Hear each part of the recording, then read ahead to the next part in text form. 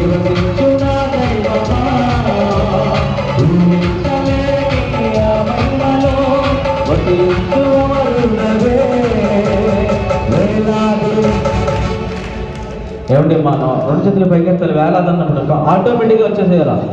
Ready? వేలాది వేలాది వేలాది వేలాది వేలాది వందనాలయ్యా నీకు కోట్లాది స్తోత్రాలయ్యా వేలాది వందనాలయ్యా నీకు కోట్లాది స్తోత్రాలయ్యా.